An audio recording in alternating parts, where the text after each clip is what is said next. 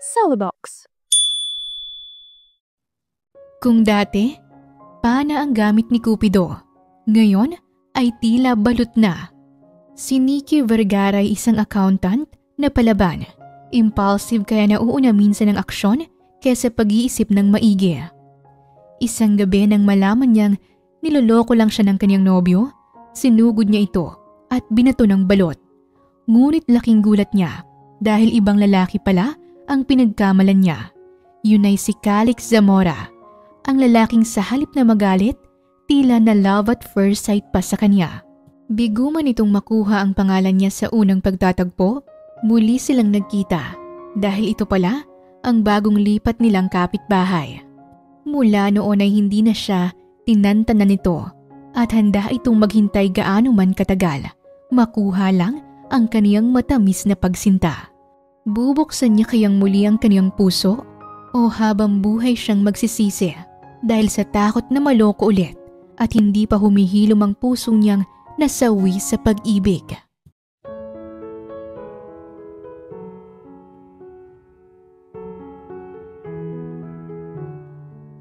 Hay, nakarating din sa wakas.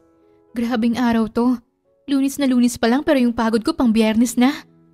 Napaunat na lang si Nikki pagkababa niya ng jeep. Si Nikki Vergara ay 28 taong gulang. Isa siyang accountant sa isang pribadong kumpanya dito sa Maynila. Hindi siya katangkaran. Nasa 5 talampakan at 4 na pulgada lamang ang taas niya. Balingkinitan ang pangangatawan. Ngunit may tamang kurba ang bewang. Kayumanggi ang kutis. Ang kanyang buhok ay maitim, tuwid at umaabot ng lampas balikat. Ang hugis almond niyang mga mata ay may pagkamatalim tingnan kapag seryoso. Pero sa tuwing nakangiti siya, tila bahagya itong kumikislap at mapapatulala ka sa taglay niyang karisma. Hindi pa man nakakauwi si Nikki sa bahay, ramdam na niya ang matinding pagod sa buong katawan. Halos magkalasog-lasog na ang mga buto niya sa dami ng ginawa sa trabaho. Mula sa maghapong nakatutok sa spreadsheets, nagbabalanse ng mga account at nagsusuri ng mga resibo na kailangang maisumite bago matapos ang buwan. Paulit-ulit siyang nakikipag-usap sa mga empleyadong may tanong tungkol sa sahod. Nag-aayos ng mga payroll discrepancies at tinitiyak na tamang bawat sentimong pumapasok at lumalabas sa kumpanya. Kundi tatalakan na naman siya nang walang humpay ng kaniyang boss kung magkakamali siya. Kaya gusto na lang niyang bumagsak sa kama at matulog ng mahimbing. Uy, sakto, may balot pa. Kahapon ko pa gustong kumain ito eh. Makakapaghintay pa naman tong antok ko kahit saglit, pero itong tawag ng sikmura ko, hindi na. Natatakam niyang bulong sa sarili nang matanaw niyang nagtitinda ng balot, mani, chicharon at kung ano-ano pa. Kaya dali-dali siyang naglakad papasok sa iskinita. Magandang gabi, Mang Kiko. May balot ka pa ba? Magiliw niyang tanong nang tuluyan na siyang makalapit. Oo naman, Iha. Paubos na rin to. Mabuti na lang nakaabot ka pa. Ganun po ba? Ang swerte ko naman pala. O siya, pabili nga po ako ng 2 balot. Di maiwasan ni Nikki na mapangiti habang kumukuha ng balot ang matanda.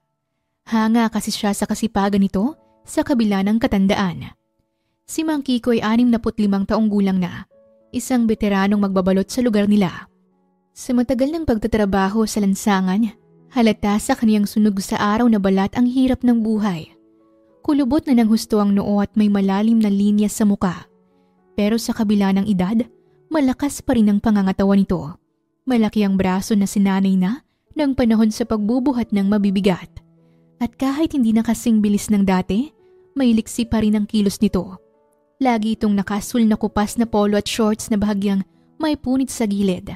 Ang buhok nitong purong puti na ngayon ay nakasuyod pa rin ng kaunti para magmukhang maayos. Oo nga pala, Manong. Naalala ko na ubos ko na pala yung sukang binigay mo sa akin noon. Ang sarap po kasi ng pagkakatimpla mo kaya paborito kong sausawan yun. Pwede po ba akong bumili ngayon? Tanong niya nang iabot sa kanya nito ang balot. Ikaw pa ba, Iha? Gaano ba karami ang gusto mo? Kahit isang puno lang po dito sa plastika para matagal ko na pong maubos. Ayos lang po ba? Walang problema. Marami pa naman akong stock dito sa bahay, kaya hindi ako mauubusan agad. Nagsalin na ng suka si Mang Kiko sa plastic cup. Walang pag-aalangan itong inabot sa dalaga. Magkano po itong suka, Manong? Wala nang bayad yan, iha. Bigay ko na sa iyo ng libre.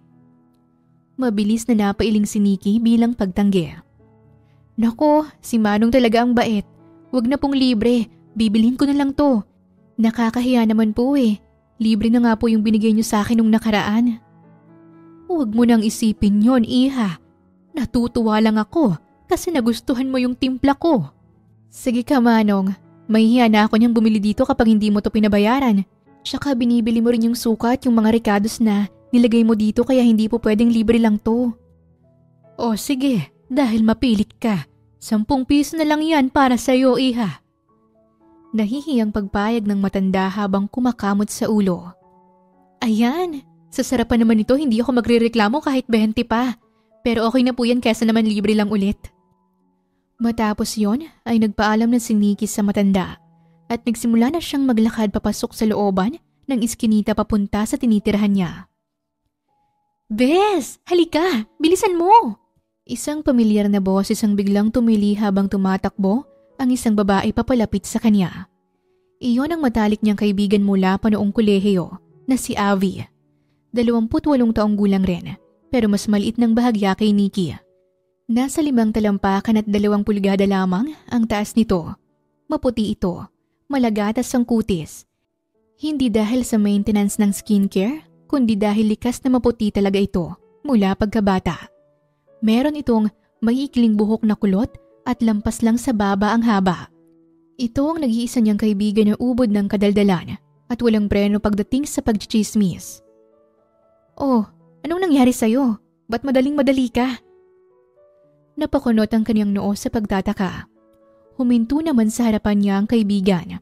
Naghabol pa muna ito ng hininga bago nagsalita. Kasi yung boyfriend mo. Bakit? Anong meron kay Sandy? Si Sandy, Bes. Nakita ko rin sa may tindahan. May kahalikan siyang iba. Natatarantang pag-amin nito. Parang kumulo ang dugo ni Nikki at nagpantig ang kanyang tenga sa narinig. Sabi na nga ba't pinagloloko ako ng lalaking yon? Napansin ko na talaga nitong mga nakaraan na may mali sa mga kinikilos niya eh. Oo, Bes. Kitang-kita mismo ng malalaki kong mata yung panloloko sa'yo ni Sandy. Kaya puntahan mo na agad yung siraulong yun bago pa Hindi pa natapos ni Abby ang pagsasalita nang iwanan siya ni Nikki at mabilis na tumakbo paalis.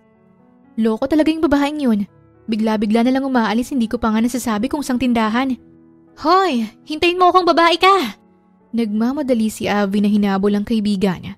Samantala, panay sa pagtakbo si Nikki para hanapin ang nobyo niya hanggang sa napahinto siya sa harap ng isang tindahan kung saan niya nakita ang isang lalaki na nakatalikod at mukhang may kahalikan.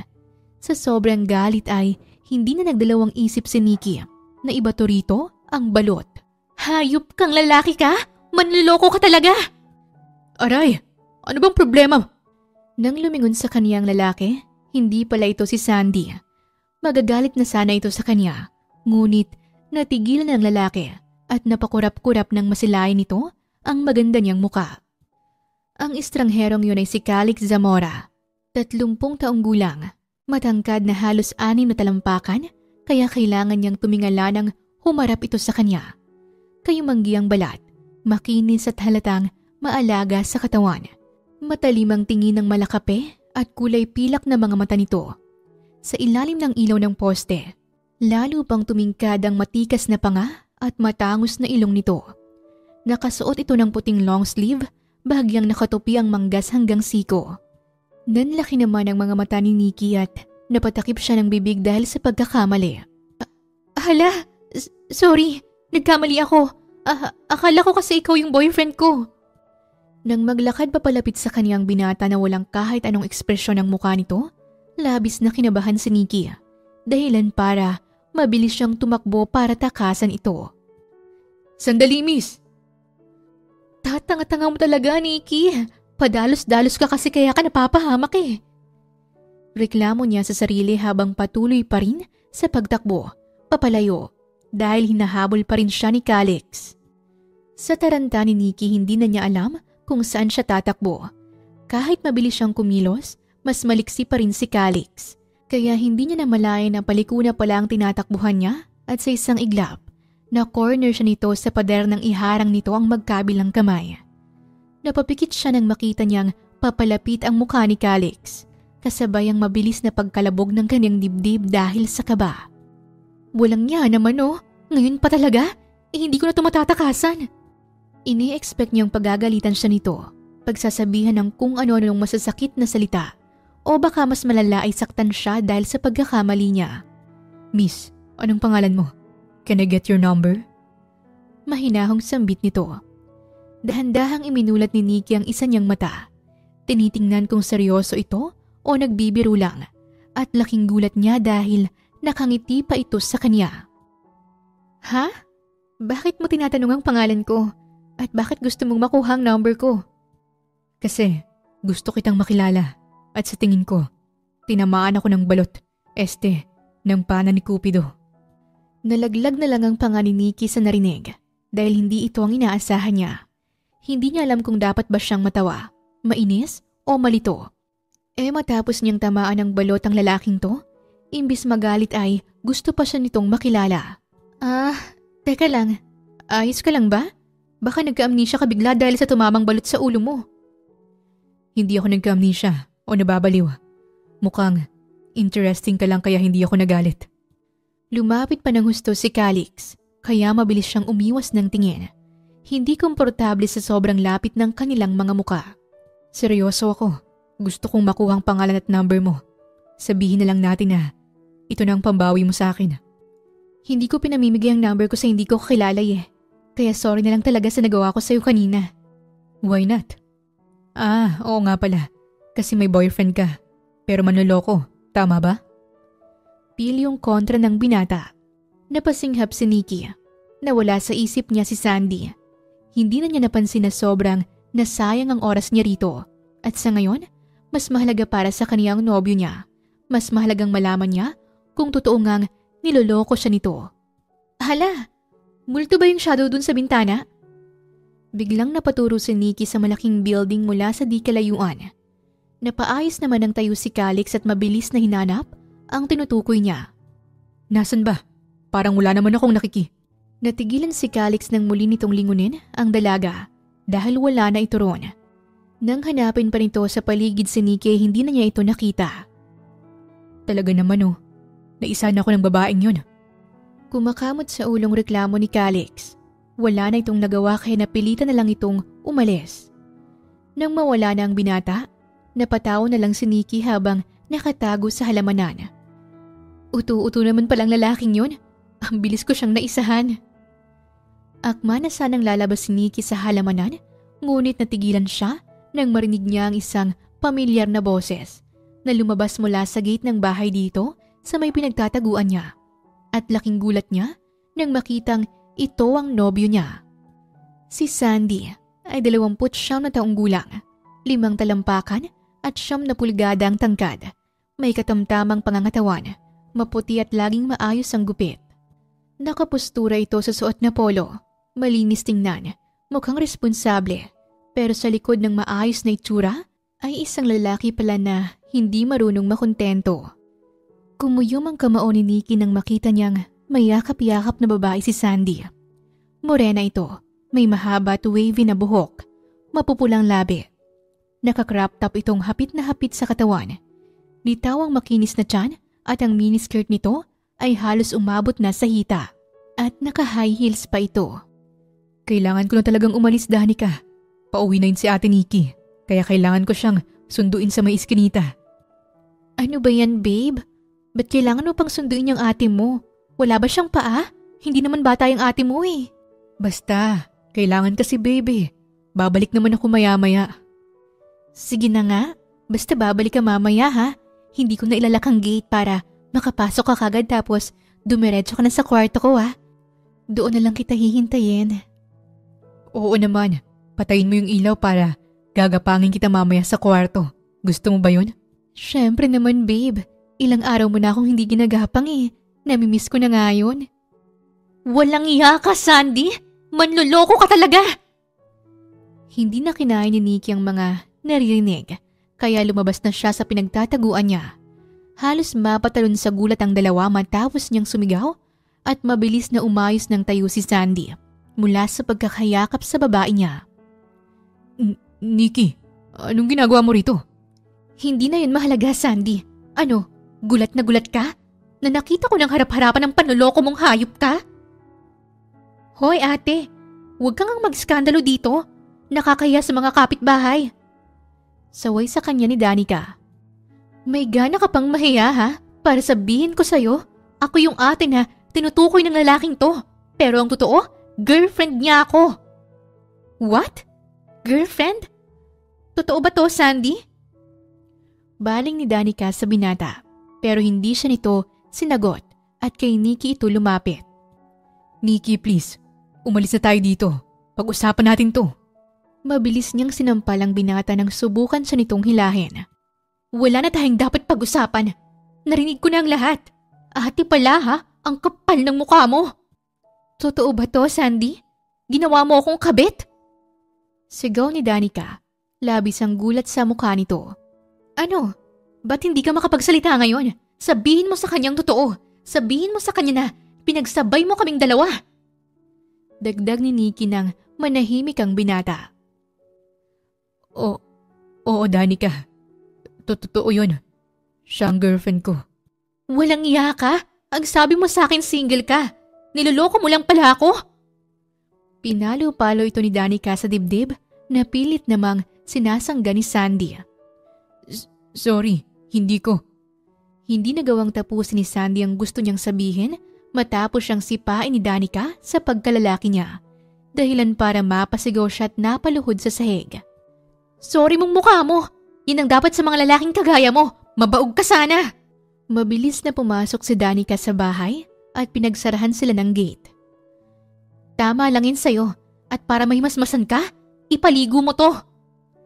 Diretso sa mukha ni Sandy na itinapon ni Nikki ang sukang nasa plastic cup. Todo ingat pa siya rito kanina habang tinatakbuhan si Calix para hindi ito matapon. Tapos ngayon ay ibinuhos niya lang sa manloloko niyang nobyo. Magdusa ka ngayon at bago ko makalimutan, break na tayong kupal ka. Matapos yon ay mabilis na nagmarcha si Nikki paalis. Naiwan naman si Sandy na nakaluhod pa rin sa sahig, parang basang sisiw, habang iniinda nito ang pagkakalalaking masakit pa rin dahil sa ginawa ni Danica. Isang linggo nang lumipas mula nang mahuli ni Nikki ang panloloko ng dating nobyo niyang si Sandy. Pero sa halip na magmukmok o malugmok sa sakit, kabaliktaran ng ikinikilos niya. Nasa bahay siya ngayon ng matalik niyang kaibigan at kasalukuyan silang nagmo-movie marathon habang masayang nagkukwentuhan at nagtatawanan. Wait lang, Nikki. 1 week pa lang simula nung mahuli mo si Sandy na may ibang babae. Pero parang ang saya-saya mo na agad. Para kang hindi galing sa breakup pa. Hindi napigilan ni Avi ang magtaka. Napangiti naman si Nikki at nagkibit balikat. Bakit naman hindi? Wala naman akong makitang rason para malungkot pa sa isang taong manloloko. Naka-move on ka na ba agad o nagpapanggap ka lang na okay ka? Ito naman no, hindi ko kailangang magpanggap no. Naka-move on na talaga ako sa lalaking yon. Ano bang dapat kong gawin? Dapat ba akong umiyak sa isang tulad ni Sandy? Hell no! Hindi siya kawalan dahil siyang nawalan. Ang mga lalaking tulad niya, hindi dapat pinangihinayangan. Hindi ako magpapaka-broken sa isang tulad niya. Katwiran niya. Hindi naman siya question pa ng kaibigan. Tama. Gusto ko yung confidence mo, bes. Buti ka pa, mabilis lang makamove on. Siguro kung ako yung nasa sitwasyon mo, baka 2 buwan akong nagkukulong sa kwarto. Depende naman sa tao ang pag-move on ko. Siguro masyado na akong matanda para magpa-apekto sa ganyang bagay. Lalo kung si Sandy ang pag-uusapan. Mabuti na nga lang at hindi ko isinuko ang bataan ko ng mga panahong pinipilit niya ako. Kaya wala akong problema. Pag-amin ni Nikki dahilan para malakas na napahalakhak si Avi. Now I know. Kaya siguro sa iba hinanap kasi hindi mo binigay. Which is hindi ko pinagsisihan. Kung katawan ko lang pala ang habol niya, di sana hindi na lang siya pumasok sa isang relasyon. Ganyan kasing problema sa ibang kalalakihan eh. Hindi mo malaman kung ano ba talagang intensyon. Mabuti na lang talaga, nahuli ko yung siraulo na yon. Kung hindi, baka niloloko ka pa rin niya hanggang ngayon. Sinabi mo pa. Basta masaya ako ngayon na wala na siya sa buhay ko. Hindi naman ako trash can para mag-ipon ng basura no. Tsaka masyadong malawak ang mundo para magpakalugmok sa isang lalaking kagaya niya. Matapos niyang sabihin yon, ay nakipag-appear sa kanya si Avi dahil nagustuhan nito ang malaman niyang sinabi. Pero teka, maiba tayo. Kung hindi ka broken bakit parang antok na antok ka? Halatang kulang ka sa tulog Tingnan mo nga yung mata mo, parang eyebags na may kaunting mata. Napabuntong hininga na lang si Nikki nang maalala na naman niya ang dahilan kung bakit siya ganito ngayon. Yun na nga mas pinuproblema ko pa tong isa kong kapitbahay kesa sa breakup namin ni Sandy. Ha? Bakit? Ano bang ginagawa ng kapitbahay mo? Paano ba naman? Parang wala nang bukas kung magpa-party. As in, gabi-gabing walang palya. Kaya sino ba namang makakatulog nun? Talo pang ginawang club yung bahay nila Hibago-bago pa lang perwisyo na agad ang dulot. Napasinghal na lang si Nikki. Mas lalo siyang naiinis sa tuwing maaalala niya kung paano siya gabi-gabing magdusa sa ingay ng bagong kapitbahay. Hindi man lang ba nagrereklamo ang iba mong kapitbahay? Sakit nga yun sa ulo. Dapat ipabarangay niyo na kung palagi nalang ganyan. Kunot noong suggestion ni Avi. Napahawak naman si Nikki sa sentido, tsaka tumingin sa kaibigan na parang gusto na niyang sumabog sa inis. Yun na nga rin ang pinagtataka ko kung bakit wala man lang ni isang nagrereklamo, kaya kapag nag-ingay na naman sila mamayang gabi, hindi na talaga ako magtitiis at mananahimik lang.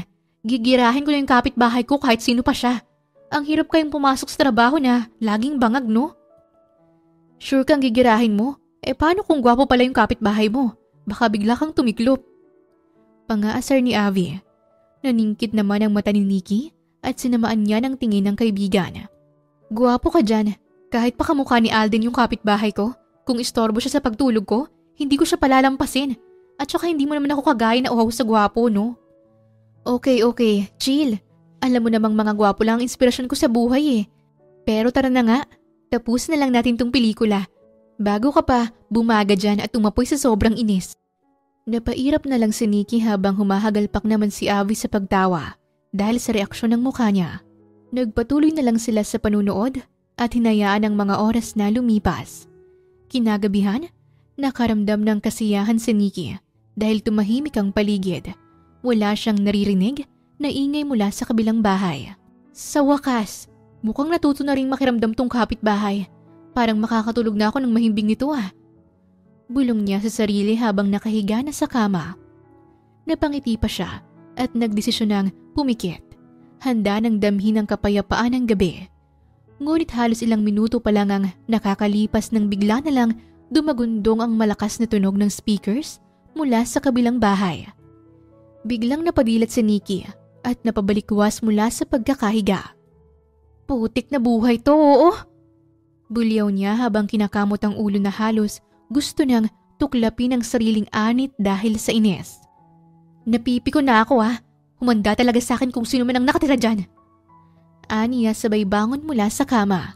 Dali-dali siyang lumabas ng bahay para puntahan ang kapitbahay. Pagkalabas niya, nilapitan niya agad ang gate at matapang na nag-doorbell ng sunod-sunod. Ngunit ilang minuto na siyang naghihintay ay wala pa ring taong lumalabas. Hoy! Kung sino man ang tao dyan, buksan niyo to! Huwag kayong magbingi-bingihan! Sigaw ni Nikki habang mariing pinindot muli ng ilang beses ang doorbell. Pero makalipas ang ilang minuto, ay hindi pa rin siya pinagbubuksan. Kaya napatingala siya sa bahay at nakita niyang bukas ang ilaw sa second floor. Kitang-kita niya rin na may mga aninong gumagalaw sa loob. Ibig sabihin, may mga tao sa loob pero mukhang dead man lang sa pag-doorbell niya.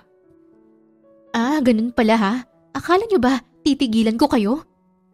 Mariin siyang napabuntong hininga habang sinisiyasat ang mataas na gate. Tiningnan niya muna ang paligid. Siniguradong walang ibang tao na nakakakita sa kanya bago siya tumapak sa isang nakausling bahagi ng pader at maingat na umakyat. Pagdating sa tuktok, sinilip niya ang paligid ng bakuran dahil mukhang wala namang aso, tsaka siya tumalon sa loob at mabilis na tumakbo sa kaliwang bahagi ng bahay kung saan hindi siya madaling makikita. Napatingin siyang muli sa itaas at nakita niya na isang bintanang nakabukas. Nang luminga naman siya sa paligid para maghanap ng maaari niyang magamit sa pag-akyat, napangiti siya nang makita ang hagdang extendable. Kung sinuswerte ka nga naman, bulong niya habang inaayos ang hagdan. Mabilis siyang umakyat dito. Nang tuluyan na siyang makarating sa itaas, sumilip-silip muna siya sa paligid ng kwarto. Nang masigurong walang tao, dahan-dahan siyang pumasok. Pagkatapak niya sa sahig, nilingon niya ang paligid. Mukhang kwarto ito ng lalaki. May mga damit na nakasabit sa gilid ngunit organized naman ang mga gamit. At may amoy ng pabangong lalaki ang dating. Ang problema ko ngayon, nasan kaya ang circuit breaker nila dito? Kapag napatay ko yun, di tapos ang party, tapos ang problema ko. Bulong niyang muli sa sarili. Nang mapangat siya ng tingin sa taas ng pinto, parang nanginginig ang mga mata niya nang makita rito ang circuit breaker. Tila umaayon sa kaniyang plano. Akma na sana niyang kukunin ang isang upuan para may apakan siya. Ngunit hindi pa siya nakakagalaw nang biglang bumukas ang pinto. Sa gulat, napaatras siya. Pero bago pa siya makapag-react, bumungad sa kaniyang isang pamilyar na muka. Ikaw? Sabay na bulalas ni Calix at Nikki sa isa't isa. Mabilis na tinanggal ng binatang headset mula sa tenga nito. Anong ginagawa mo rito? Tarantang tanong ng dalaga. Hindi niya inaasahang makikita niya ulit dito ang nabato niya ng balot noon. What? Hindi ba dapat ako yung nagtatanong yan sa'yo? Don't tell me. Ini-stalk mo ko no? O di kaya naman pinagpapantasyan mo ko? Excuse me? Bakit ko naman gagawin yun? Nasisiraan ka na talaga yata ng ulo eh. Anong ginagawa mo rito sa kwarto ko ha? Paano mo to i-explain ngayon? Kanina pa kasi ako doorbell ng doorbell. Walang nagbubukas. Gusto ko lang naman magreklamo kasi nakakahiya naman dyan sa speaker niyong napakalakas. Ano? Feeling may-ari nitong lugar? Parang wala kang kapitbahay ah. Umakyat ako dito para patayin yung circuit breaker. Para tapos yung problema ko. Ano? Satisfied ka na ba sa explanation ko? Sumisigaw na paliwanag ni Nikki. Napakamot na lang sa ulo si Calix habang pilyong nakangiti. Yun pala. Sorry. Mukhang naistorbo ka ng malakas na ingay dito. Anong mukha ka dyan? Naistorbo talaga ako. Para lang malaman mo, ilang araw na akong walang maayos na tulog dahil sa ingay dito. Hindi man lang kasi mahiya. Kaya nga sorry na. Hindi lang naman ikaw naiistorbo kasi pati ako. Hindi rin nakakatulog ng maayos. Kaya nga nag-headset ako eh. Katuwiran ni Calix na tila nahihiya ito. Kung hindi ikaw, sino ba yung nagpapatugtog ng malakas? Tsaka hindi mo ba pwedeng sabihan na wag nang magpatugtog ng gantong oras kasi may mga natutulog na? Yun nga ang problema eh. Stepbrother ko kasi ang may paparty dito gabi-gabi. Kaya hindi ko masaway kasi baka magalit sa akin. Tinitiis ko na lang kasi lilipad naman na siya papuntang Singapore. Kaya simula bukas, huwag kang mag-alala dahil wala nang maingay. Ba't bukas pa kung pwede naman ngayon? Pamimiloso po ni Nikki.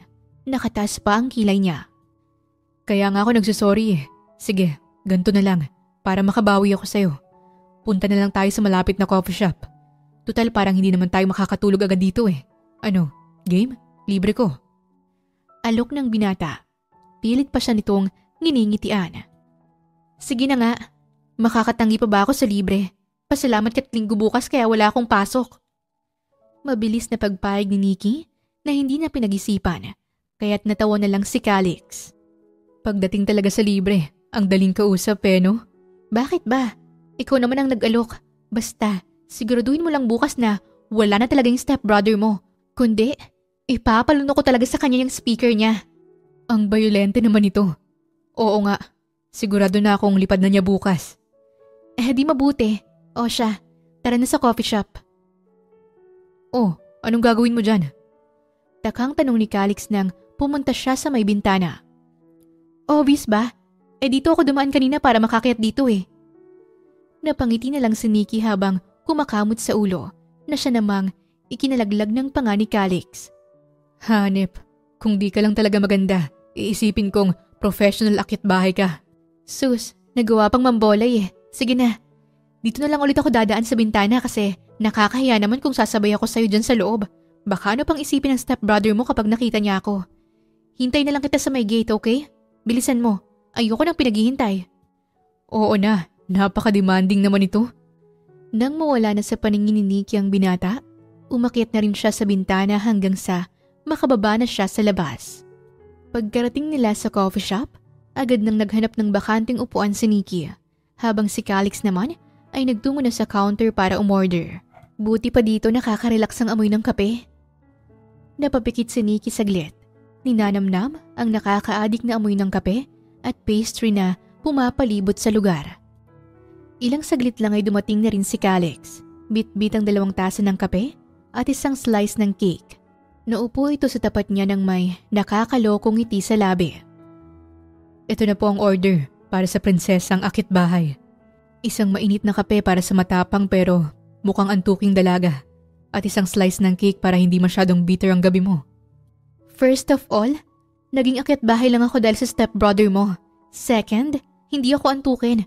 Puyat lang ako dahil kasalanan ng stepbrother mo. Third, bitter lang naman ang gabi ko dahil din sa stepbrother mo. See? Ang bottom line dito, kasalanan lahat ng stepbrother mo. Siya na yata ang bagong pet peeve ko eh. Reklamo ni Nikki na kinahagikik ng binata. Uy, kalma lang. Aalis na nga yun bukas, diba? Baka mamaya sa sobrang stress mo, ikaw naman ang lilipad. Pero hindi papuntang Singapore, kundi papuntang lang. Sige, tuloy mo. Alam mo ba na binuhusan ko ng suka yung ex ko nung nakita kong harap-harapan niya akong niloloko? Kaya sige, kapag tinuloy mo yung sasabihin mo, mainit na kape ang bubuhos sa'yo. Pagbabanta ni Nikki, ngunit pansin ang pasimple niyang pagngiti. Ang bayolente mo talaga, no? Napahanga tuloy ako sa ex mo. Bakit naman, Aber? Kasi gusto mo ring maging kagaya niya na cheater? Nagsusungit na tanong ng dalaga. Hindi no, kahit kailan. Hindi ko pinangarap na maging cheater. What I mean is, napahanga lang ako sa ex mo kasi nagawa niyang lokohin ka. Kung akong boyfriend mo, baka makipag-usap lang sa ibang babae. Takot na ako.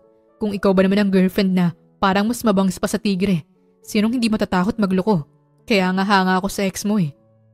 Hoy, ang bait ko kaya. Sa sobrang bait ko nga pinalaya ko agad siya. Mabilis na pangontra ng dalaga. Habang lumilipas ang oras, unti-unting napapansin ng dalaga na iba ang dating ni Calix. Hindi ito yung tipong mapapanis ang laway mo sa katahimikan dahil ito mismo ang gumagawa ng pag-uusapan. Hindi boring kausap, masayahin at palaging may hirit na kalokohan. Pagkatapos nila sa coffee shop, nagpasya na silang lumabas at maglakad pa uwi. Akalain mo yun, sa dami ng pwede kong maging kapitbahay. Ikaw pa talaga? Grabe ka naman, parang ayaw mo ah. Uy, hindi ah. Tinakasan mo pa kasi ako nung gabing yun, nung binato mo ako ng balot. Magkikita rin naman pala tayo, tapos magkapitbahay pa. Ang swerte mo naman, may kapitbahay kang maganda. Ha? Hindi ko narinig. Anong sabi mo? Gwapo ako? Oo naman, thank you ah. Napailing si Nikki habang tumatawa. Pero kahit naglolo ko lang ang binata, hindi niya may didinay na gwapo talaga ito. Maya-maya'y nakarating na sila sa tapat ng bahay ni Nikki. Hindi nila yun namamalayan dahil tila ang bilis ng oras kapag magkasama sila. Grabe naman yung stepbrother mo, hindi pa rin tapos mambulabog. Reklamo ni Nikki dahil malakas pa rin ang tugtugan sa bahay nila Calix. Oo nga eh, ewan ko ba dyan. Siguro, ganyan ang nakasanayan niya sa Singapore. Kaya akala niya, normal lang yan dito. Kaya sorry talaga ha. Okay lang, wala ka namang kasalanan. At saka, ano pa bang magagawa ko? Isipin ko na lang na pambawi ko na to sa'yo nung nabato kita ng balot.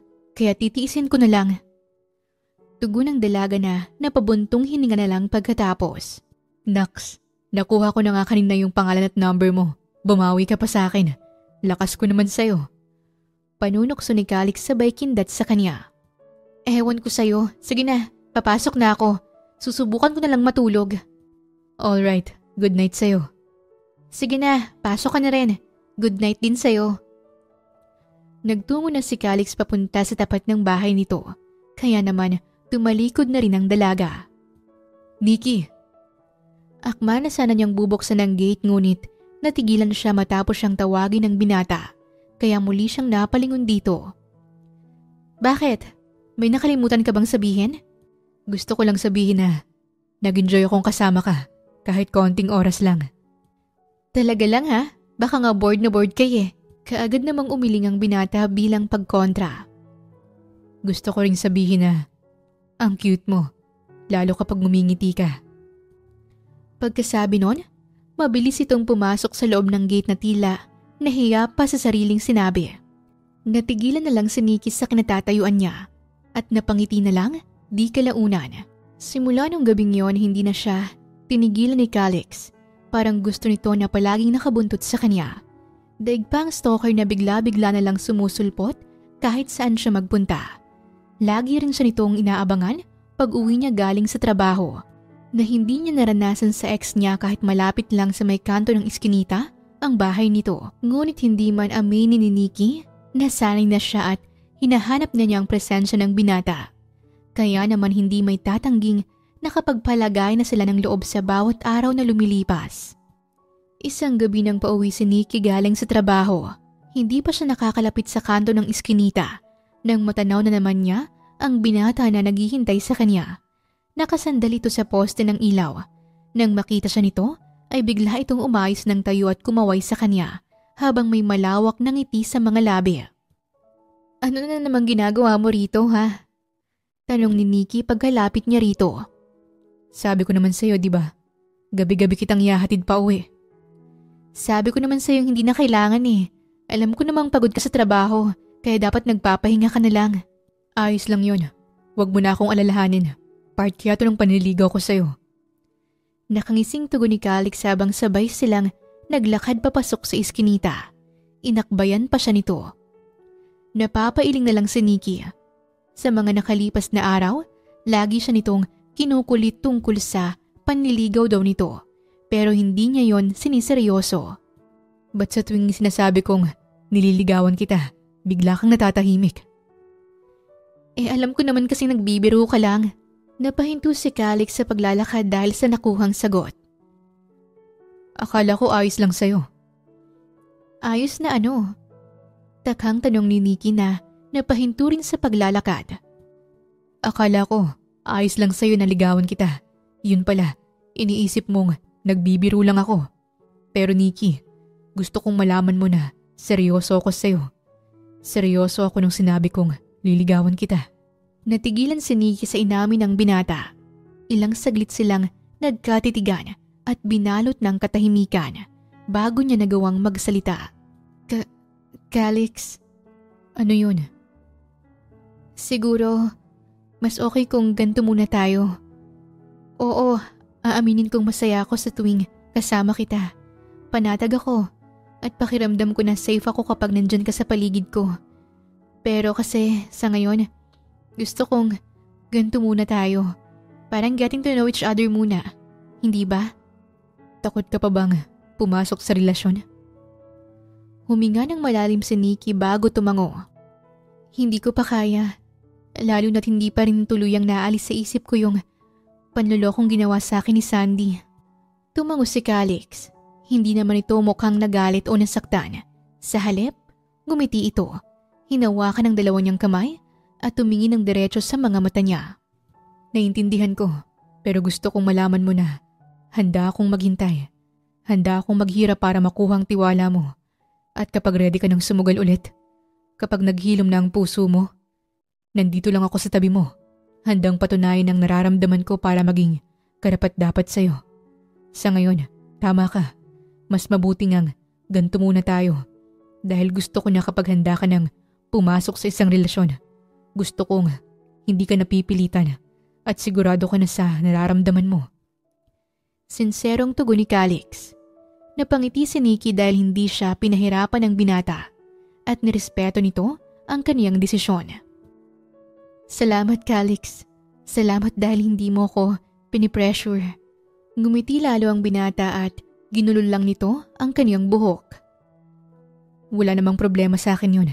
Siguro, na-excite lang talaga ako na ipakita ang feelings ko. Pero ngayon, naintindihan na kita ng husto, kaya hindi mo kailangang magmadali." Matapos yung sabihin ni Calix, laking gulat na lang ni Nikki nang bigla siya nitong niyakap, dahilan para hindi kaagad siya makariyak at tila umurong ang kaniyang dila. "Grabe ka namang makayakap. Kotang-kota ka masyado ah." Puna niya sa binata pagkalipas ng ilang minuto. Tsaka palang bumitaw si Calix na natatawa na lang at kinikilig-kilig pa. "Ay, sorry. Dadala lang sa emosyon. 5 taon na rin kasing unan lang ang lagi kong yakap-yakap, kaya medyo nanibago lang." "Asus, sabihin mo, masyado ka lang talagang nag-i-enjoy." Hindi kaya. Tara na nga, umuwi na tayo para makapagpahinga ka na rin. Muli siyang inakbayan ng binata at nagpatuloy na sila sa paglalakad. Palihim namang ngumingiti si Calix dahil pakiramdam niya ay yakap-yakap niya pa rin si Nikki. Hindi man siya nagtagumpay na maligawan agad ito, masaya naman siya at hindi nawala ng pag-asa matapos sabihin ng dalaga na gusto pa siya nitong makilala at makasama kahit hanggang doon lang muna ngayon. Isang araw, madilim na ang kalangitan at patuloy ang pagbuhos ng malakas na ulan sa labas ng gusali kung saan abala pa sa pagtatrabaho si Nikki. Kanina pa siya pinayagang umuwi dahil sa bagyo pero pinili niyang magstay pa upang tapusin ang kailangang isubmit na report at hindi siya maaaring magpabaya lalo na't may mga deadline siyang hinahabol. Napasarap pala ang trabaho ko, hindi ko na namalayan ng oras. Bulong niya sa sarili pagkatingin sa orasan habang nag-uunat. Inabot na siya ng 11:00 ng gabi at kailangan na rin niyang umuwi. Dali-dali niyang kinuha ang bag. Nang lumingon siya sa bintana, napabuntong hininga na lang siya nang makita ang walang humpay na pagbuhos ng ulan. Ano ba yan? Nakalimutan ko pa naman yung payong ko. Sana naman tumila pa tong ulan. Habang naglalakad siya palabas, nasalubong niya ang isa sa mga maintenance personnel ng building. Nikki, sa lakas ng ulan uuwi ka pa ba? Wala ka na ring masasakyan. Delikado. Pigil ni Mang Victor. Matipuno ang pangangatawan ni Mang Victor. Halatang batak sa trabaho. Medyo kulot at may halong uban ang kaniyang maikli at makapal na buhok.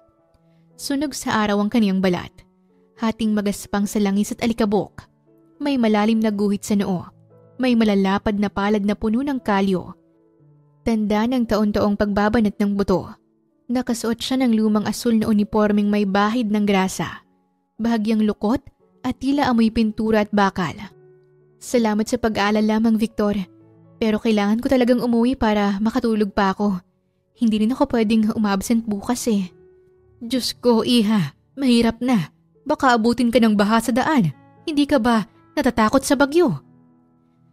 Ganto na lang, Manong. Para hindi ko kayo mag-alala. Papatilang muna ako sandali. Hindi na kumontra pa si Mang Victor. Nang makalipas ang 15 minuto, tila narinig si Nikki ng bagyo dahil bigla itong huminto. Oh, di ba, Mang Victor? Sabi ko naman ho sa inyo, hihinto yan eh. Sige na ho, uuwi na ako. Baka mamaya umulan na naman. Dali-dali na siyang lumabas ng building. O siya, mag-iingat ka. Ang tigas talaga ng ulo ng batang ito. Rinig niyang pahabol ni Mang Victor kaya't natatawa na lang siya habang lumalayo. Wala na nga talagang dumadaan ng mga sasakyan kaya wala siyang choice kundi maglakad ng mabilis. Kahit nagsisimula ng lumubog sa baha ang ilang bahagi ng kalsada. Buwisit naman oh, hindi man lang ako hinintay na makauwi. Sa gitna ng kaniyang paglalakad, bigla na namang bumuhos ang ilang patak ng ulan. Kaya napilitan siyang sumilong sa isang lumang phone booth sa tabi ng isang poste ng ilaw. Maya-maya lang, pagkapasok niya sa phone booth, ay bumuhos na naman ang malakas na ulan. Shucks, ang lakas ng bagyo. Tapos dito pa ako na stranded. Kainis, nakakatakot naman dito. Binalot ng matinding kaba si Nikki sa mga sandaling yon. Nanginginig na ako sa lamig. Paano na to? Hindi naman ako pwedeng magpaulan ng tuluyan.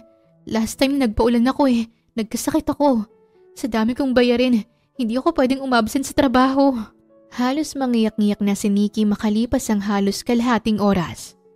Patuloy sa pagbuhos ang malakas na ulan at bahagya na ring tumataas ang baha. Halos dasalan na niya ang lahat ng santo sa gitna ng kaniyang takot. Nang biglang lumiwanag ang kalangitan dahil sa pagkidlat na may kasamang pagkulog, doon na siya tuluyang napaluha. Ano nang gagawin ko ngayon? Natatakot na ako. Sana nakinig na lang ako kay Mang Victor eh. Nanginginig ang boses niya habang nakikita niyang walang humpay na pagpatak ng ulan at ang pagguhit ng kidlat sa kalangitan. Napayuko na lang siya para maibsan ang takot, kasabay ang pagtulo ng kaniyang mga luha. Nikki! Nikki! Ikaw nga, Nikki! Mabilis na napaangat ng ulo si Nikki nang marinig niya ang pamilyar na boses. Nang tuluyan nang mawala ang panlalabo ng kaniyang mga mata dahil sa pagluha, hindi siya nagkamali ng masilayan ng binata sa kaniyang harapan. Nakasuot ito ng itim na hoodie, pansin sa muka ang labis na pag-aalala at nang makita siya nitong umiiyak ay dali-dali itong pumasok sa phone booth. Calix? Anong ginagawa mo dito? Bakit ka umiiyak? Hindi nagawang tapusin ni Calix ang gustong itanong matapos siyang yakapin ni Nikki nang biglaan. Natigilan naman ang binata at hinayaan lang ang dalaga habang naririnig niya ang paghikbi nito. Salamat at dumating ka. Hindi ko na alam ang gagawin ko. Akala ko may mangyayari ng masama sa akin. Shh! Wala ka nang dapat ipag-alala. Nandito na ako. Huwag ka nang matakot. You'll be safe. Paninigurado ng binata habang hinahagod ang likod ng dalaga para patahanin ito mula sa pag-iyak. Pero for now, kailangan na nating makauwi. Tumataas na lalo ang baha. Baka mahirapan na tayong makaalis. Mabilis na kumola si Nikki sa pagkakayakap at pilit tinuyo ang mga mata. Here, ikaw nang gumamit nitong payong. Paano ka? Mag-share na lang tayo. Huwag mo na akong isipin. Maliit lang ang payong eh. Magpapaulan na lang ako para hindi ka mabasa. Sigurado ka ba? Baka ikaw naman ang magkasakit. Mabilis na umiling si Calix at tipid na ngumiti. Ano ka ba? Malakas kaya to. Hindi ako nagkakasakit no? Kaya tara na. Huwag na tayong magtagal dito. Wala nang nagawa si Nikki. Lumabas na sila mula sa phone booth at napilitan na silang sumulong sa baha na halos umaabot na sa tuhod. Humanap na lang sila ng medyo mataas na daan para hindi sila matangay ng baha kung sakaling lumakas ang agos nito. Ilang sandali lang ay nakarating na rin sila sa may iskinita nila. Medyo mataas na dito sa parte ng lugar nila kaya hindi na naaabot ng baha. Ayos ka na ba? Nawala na ba ang takot mo? Usisa ni Calix kay Nikki na tahimik lang habang naglalakad. Oo, ayos na ako. Salamat talaga ha, kasi dumating ka kanina. Wala yun. Nag-alala kasi ako sa'yo. Nakailang beses akong pabalik-balik sa bahay mo para i-check kung nakauwi ka na pero walang sumasagot. Sinubukan ko ring tawagan ng number mo pero wala ring sumasagot. Hindi na ako mapakali nun. Kaya sa sobrang pag-aalala ko sa'yo, pupunta na sana kita sa pinagtatrabahuhan mo. Buti na lang nakita kita sa phone booth. Pagkwento ng binata dahilan para mapahinto si Nikki sa paglalakad. Hindi ko ini-expect na mag-aalala ka sa akin ng ganon. Mabuti na lang talaga dumating ka. Hindi ko na rin kasi talaga alam ang gagawin kanina dahil sa takot. Matitiis ko ba naman na hindi mag-alala sa'yo? Importante ka kaya sa akin? Pilit na napangiti si Nikki. Nagpatuloy na siya sa paglalakad habang gumugulo sa isipan niya ang ginawa ng binata para sa kanya. Hindi niya may tatangging napahanga siya sa binata dahil nagawa nitong isakripisyo ang sariling kaligtasan at nag-effort ito kahit wala namang obligasyon sa kanya. Sa wakas, nakauwi rin tayo ng ligtas. Natauhan lang si Nikki nang magsalita ang binata. Hindi niya namalayang nakarating na pala sila sa tapat ng bahay nila. Salamat ulit ha. Tatanawin ko tong malaking utang na loob sa'yo. Ito naman, wala nga yun okay. Pero sige kung mapilit ka. Kahit kiss na lang. Biro ni Calix habang tinuturo ang pisngi nito, kaya napangiti na lang siya. Dami mo talagang kalokohan. Uy, ngumingiti na siya. Pero seryoso, sapat na sa aking makita ka lang naligtas. Salamat talaga. Sige na, pasok ka na rin. Basang-basa ka eh. Sige, basta kapag may kailangan ka. Nandito lang ako sa bahay ah. Good night, Nikki. Tatandaan ko yan. Good night din. Maligo ka na rin para iwas sakit. Pasok na ako ha. Tumango na lang si Calix. Hinintay muna nito na makapasok siya bago ito umalis sa tapat ng bahay niya. Habang nagpapahinga na si Nikki sa kama, hindi mawala sa isip niyang ginawa ng binata. Hindi man ito nakuha ang pagpayag niyang ligawan siya, hindi pa rin siya nito pinababayaan sa kahit na anumang pagkakataon, gaya nitong bagyo. Kaya abot langit ang pasasalamat niya kay Calix na hinding-hindi niya makakalimutan. Kinabukasan, pagka-uwi ni Nikki galing sa trabaho, abala ang isip niya sa kung ano-anong bagay, deadlines, mga report na kailangang tapusin, at kung paano siya muling makakatulog ng mahimbing ngayong gabi. Pero sa lahat ng iniisip niya, isang bagay ang ipinagtaka niya nang makarating na siya sa kanto ng iskinita. Himala, wala yata dito si Calix ngayon. Nagsawa na kaya siyang mangulit sa akin? Nasanay na siya na sa tuwing uuwi siya, naroon ito sa may kanto, malawak na nakangiti at kumakaway kapag nakita na siya. Para nangang parte ng daily routine niya ang makita ito. Kaya laking pagtataka niya nang wala siyang nadatnan kahit anino man lang ng binata. Baka naman may pinuntahan lang o baka tulog na, pero hindi naman yon ganito kaaga matulog eh. Hinuha niya habang patuloy na naglalakad papasok ng iskinita. Nang makauwi na siya sa bahay, pilit na siyang nahiga sa kama. Ngunit kahit anong gawin niyang pagkukonvince sa sarili na wala lang yon, hindi siya mapakali. Nag-aalala rin siya sa binata kaya sa halip na magpahinga, bumangon siya at nagdesisyon na puntahan ito. Teka, baka isipin naman nun na masyado akong nag-aalala sa kanya kapag binuntahan ko pa siya, kahit 10 oras na ng gabi. Bubuksan na lang niya ang pinto ay naisip niya pa yon kaya natigilan siya. Alam ko na, magdadala na lang ako ng ulam para hindi halata, in case na magtanong siya. Bulong niya sa sarili at nagmamadaling pumunta sa kusina. Pagdating sa harap ng bahay ni Calix, nag-doorbell siya ng mga ilang beses, ngunit walang sumasagot. Ano ba to? Tulog na ba siya? O baka wala siya sa bahay, pero bukas naman ang ilaw dun sa kwarto niya. Nang hindi na siya makatiis, inakit na lang niya ang gate kagaya ng ginawa niya dati. Gumamit ulit siya ng hagdan para makakit sa bintana ng kwarto nito. Habang pasimple siyang sumisilip sa bintana, doon niya nasilain si Calix na nakahiga, balot na balot ng kumot, nanginginig sa lamig at namumula ang muka. Dahil doon ay nagmamadali siyang bumaba sa silid. Agad siyang lumapit at hinawakan ang noo nito. Calix! Ang taas ng lagnat mo! Sabi ng habay eh! Nangihinang dumilat ang binata nang marinig siya nito. Nikki, anong ginagawa mo dito? Ano pa nga ba? Siyempre nag-aalala ako sa'yo. Kasi nagtataka ako na ngayon ka lang hindi naghintay sa akin sa may iskinita.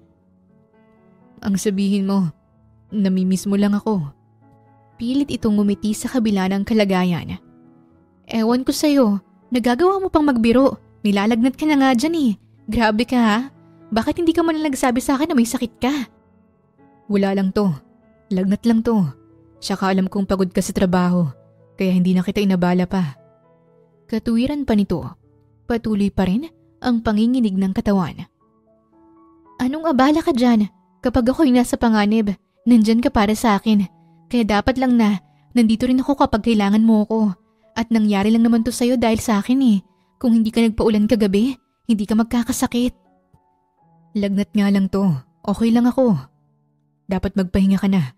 May pasok ka pa bukas, di ba? Basta. Dito lang ako, sa ayot sa gusto mo. Mariing tanggi ng dalaga. Lumabas siya ng kwarto at hinanap ang kusina. Pagbalik niya, ay may dala na siyang maligamgam na tubig. Binasa niya ang bimpo at saka marahang pinunasan ang noo, leeg at iba pang bahagi ng katawan nito. Akala ko ba hindi ka nagkakasakit?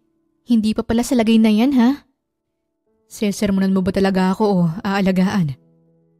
Napapangiting kontra nito sa kanya.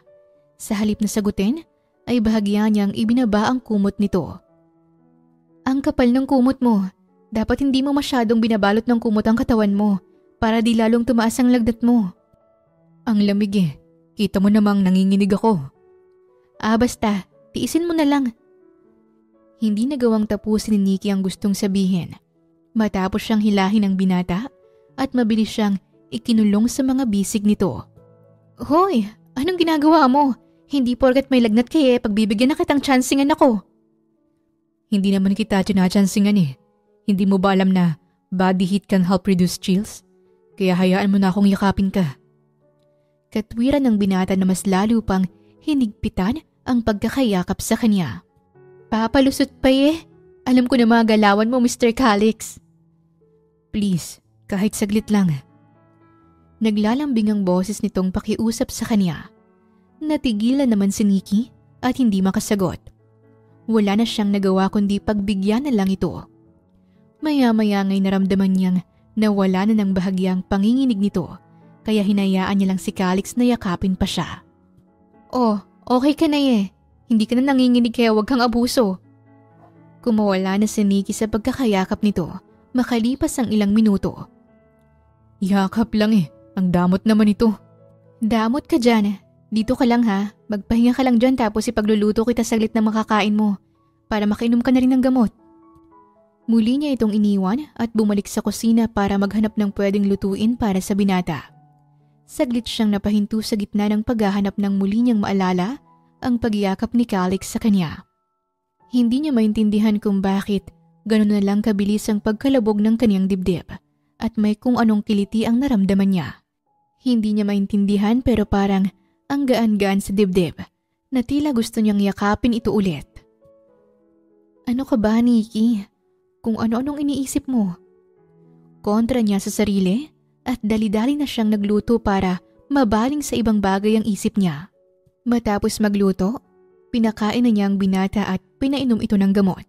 At ngayon ay umupo si Nikki sa upuan na katabi ng kama at sandaling pinagmasdan ng payapang mukha ni Calix habang tuluyan na itong nakatulog. Doon niya lang napansin kung gaano kagwapo ang mukha nito sa malapitan.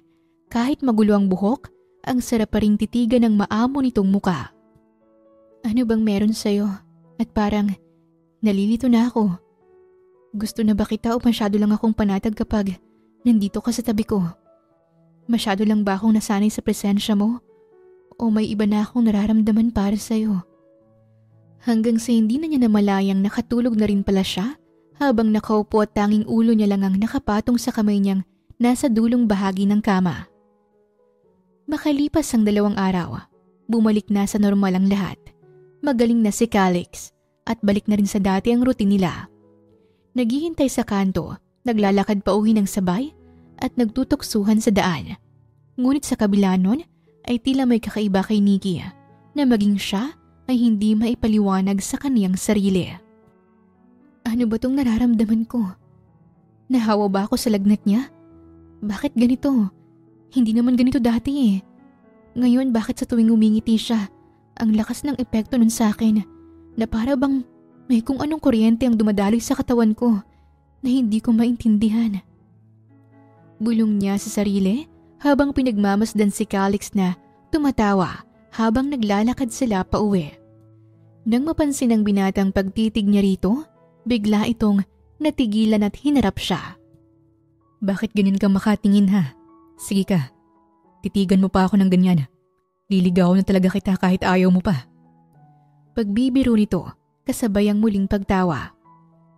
O sige, sabi mo Mabilis na sagot ni Nikki dahilan para matigilan si Calix na nanlalaki ang mga mata.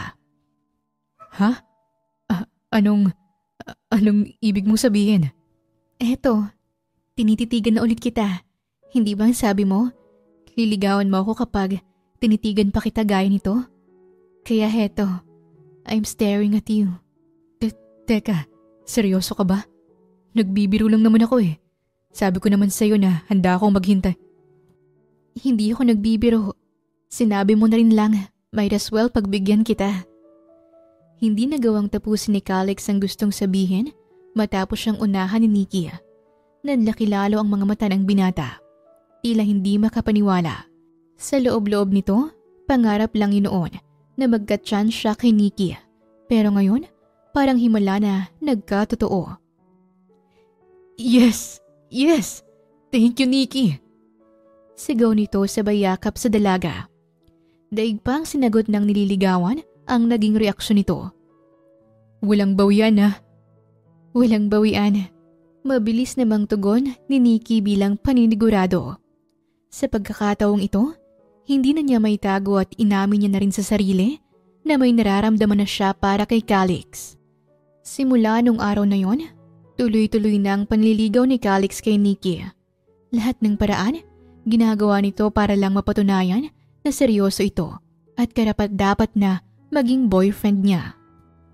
Para sa pinakamaganda kong nililigawan. Masiglang inabot ni Calix sa kaniyang bitbit nitong bulaklak na halatang pinitas lang sa garden ng kapitbahay. Hala, saan mo to nakuha? Baka mapagalitan ka ng may-ari ng tanim na yan, ha?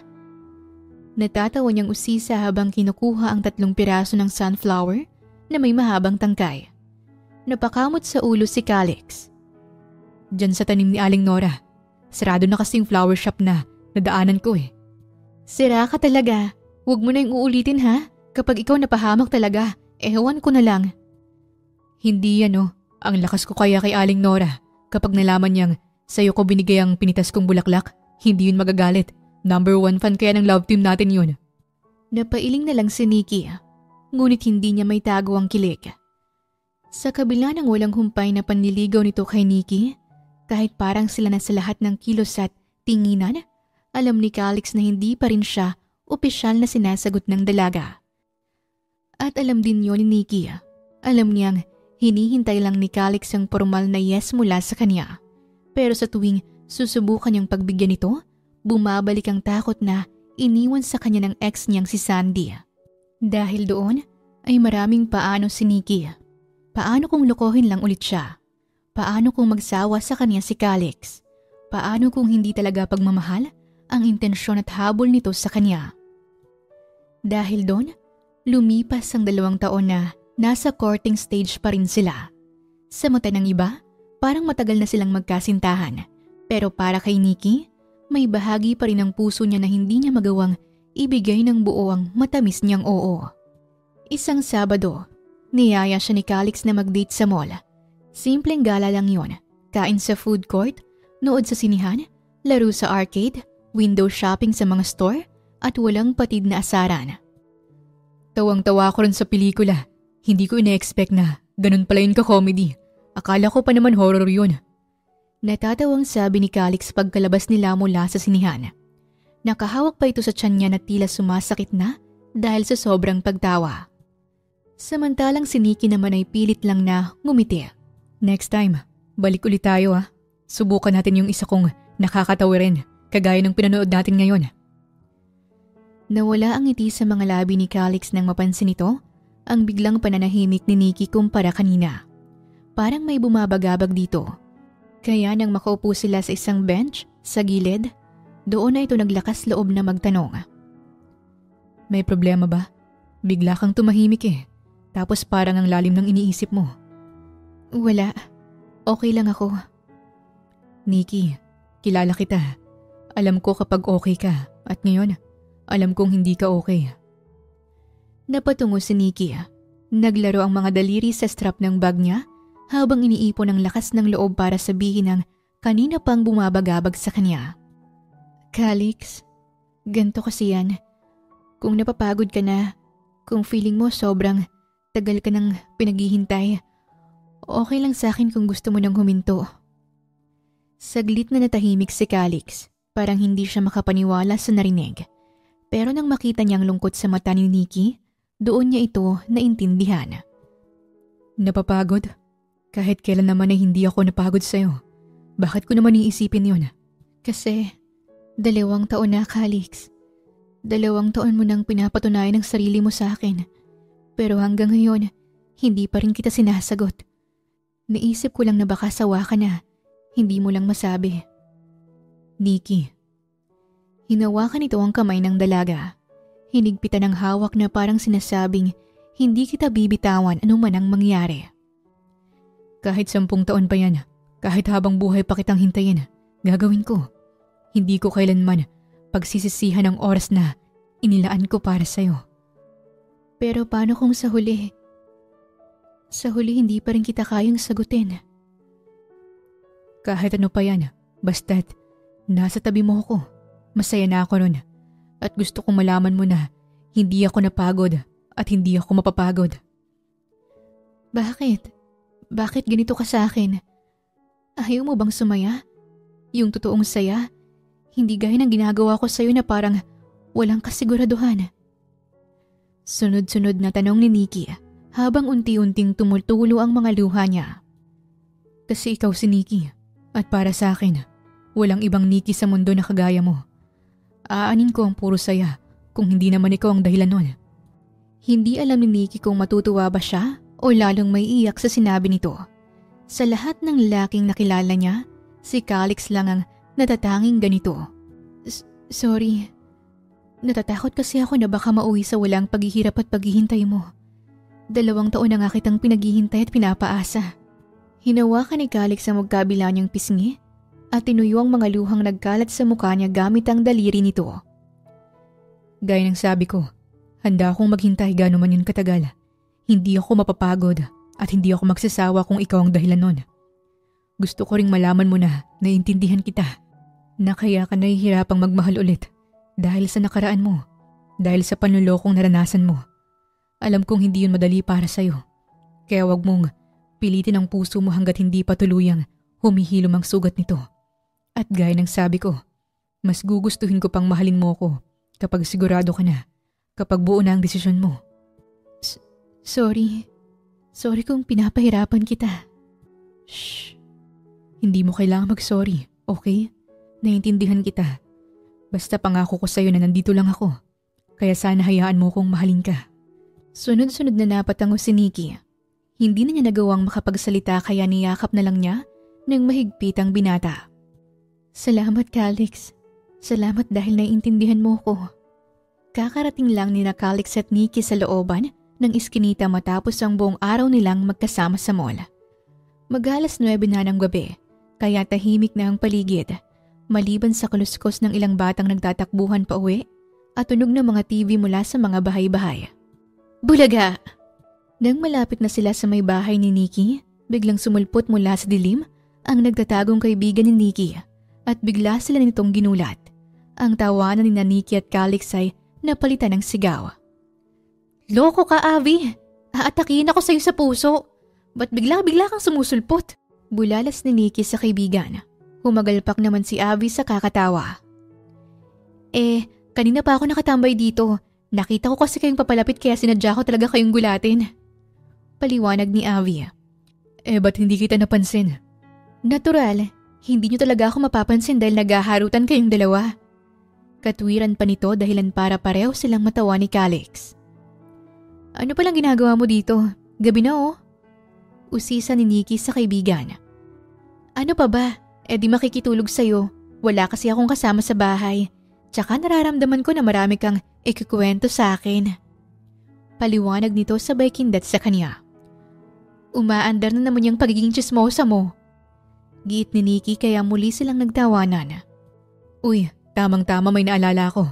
Birthday kasi bukas ng tropa kong si Eman. Dito sa bahay ko naisipan naming mag-celebrate. Kaya naisip ko na pumunta rin kayong dalawa. Biglang pag-imbita ni Calix. Nakakahiya. Baka marami kayo dyan. 3 lang naman kami ron. Ako, si Eman, tsaka yung isa pa naming kaibigang si Austin. Napaisip naman ng dalawa kung papayag silang pumunta. Sige na, pumunta na kayo. Single yun si Austin. Ipapakilala kita, Avi. Ay, yun naman pala Sige, go ako dyan. Mabilis na pagpayag ni Avi, kaya napailing na lang si Nikki. Ang bilis mo talaga pagdating sa lalaki, no? Ano ka ba? Ipapakilala nga lang daw Masama ba yun? Tsaka nandyan lang sa katabi ng bahay mo. Aarte ka pa ba? Oo na nga, pupunta na tayo. Pagpayag na lang ni Nikki. So, kita-kits bukas? Sige, pero sa ngayon, magbo-beauty rest muna kami. Kaya good night na. Paalam ni Nikki. Okay, good night. Mapanaginipan mo sana ako. Biro ni Calix sabay kindat na parang si Avi pa ang kinilig. Ang cheesy mo. Sige na nga, bye na. Paalam niya at tuloy na silang pumasok ni Avi sa bahay niya. Tara, maglaro tayo para hindi boring. Puno ng enerhiyang pag-aya ng kaibigan ni Calix na siyang birthday celebrant na si Eman. Nasa bahay na ngayon ni Calix ang buong tropa. Sa sala, nakapalibot sina Calix, Nikki, Avi, Eman at Austin sa mahabang center table. Kaharap ang ilang bote ng alak at mga pulutan. Si Eman ang nakaupo sa kaliwa ni Calix, matangkad at matipuno. Halatang alaga sa gym.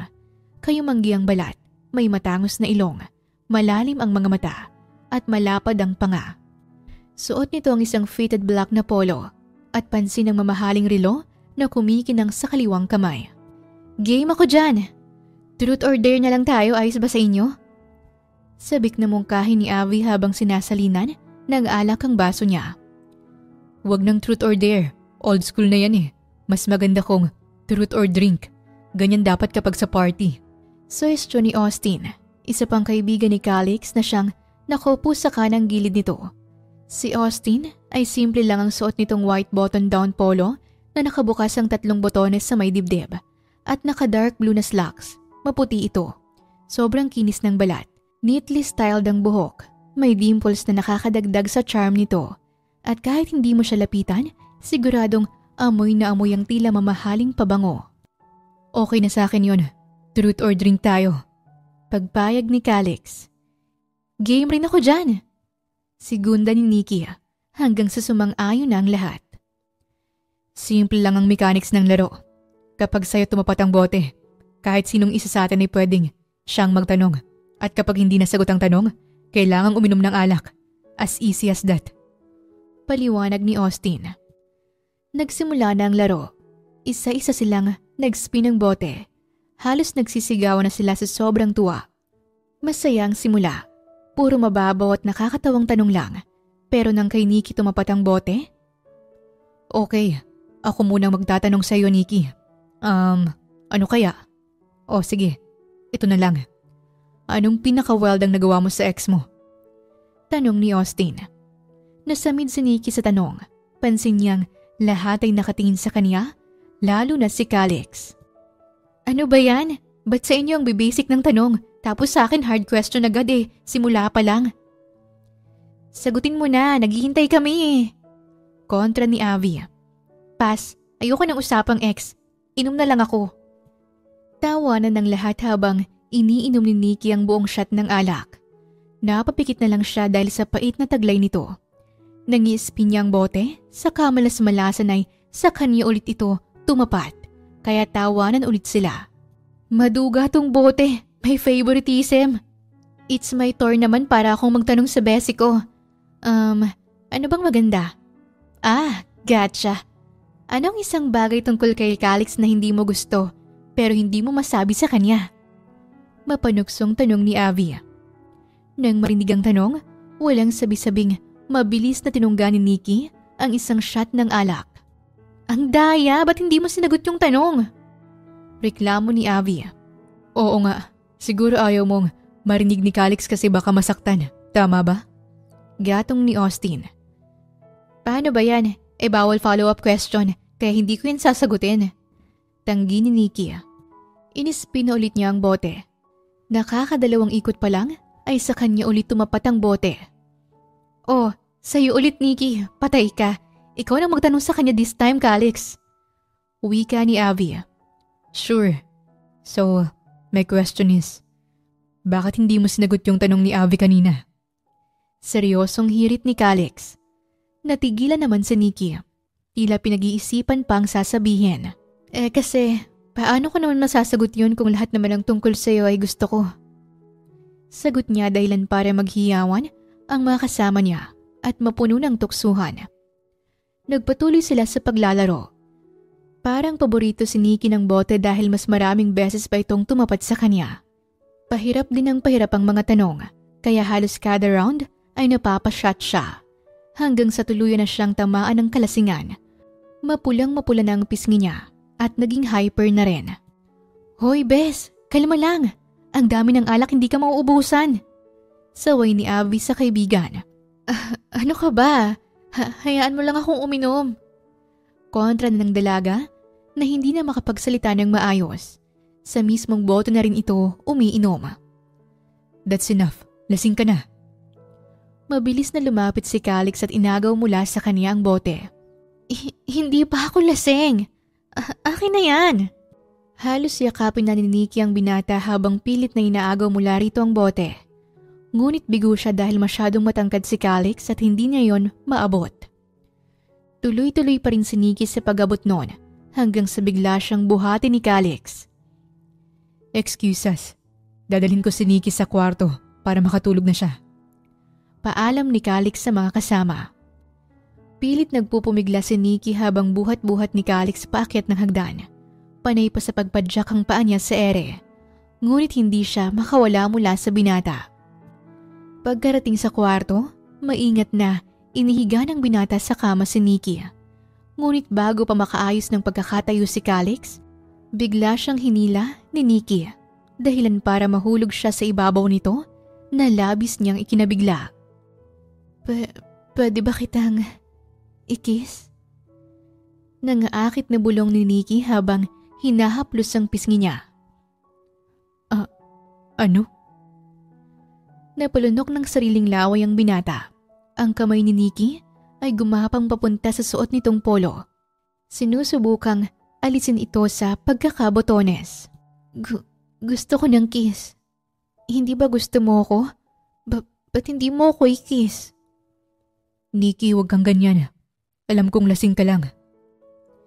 Sige ka, kapag hindi mo ako kinis, ako nga halik sa'yo. Habang sinasabi yon ni Nikki ay dahan-dahan itong ibinababa ang strap ng suot na dress dahilan para bahagyang makita ni Calix ang dibdib nito. Nakaramdam si Calix ng pag-iinit sa kanyang katawan. Kahit malamig ay bigla-bigla siyang pinagpapawisan at muling napapalunok ng sariling laway. Nang hawakan siya ni Nikki sa batok at hinila papalapit, tila kusang sumusunod ang katawan niya. Dahan-dahang naglapat ang kanilang mga muka. Hanggang sa 1 pulgada na lang ang pagitan ng kanilang mga labi. Handa na sana si Nikki na halikan siya, ngunit bigla siyang umatras at pilit na tumayo paalis ng kama. Dahil sa takot na baka kapag nahalikan niya ito, ay hindi na siya makapagpigil at baka may mangyari pa sa kanila.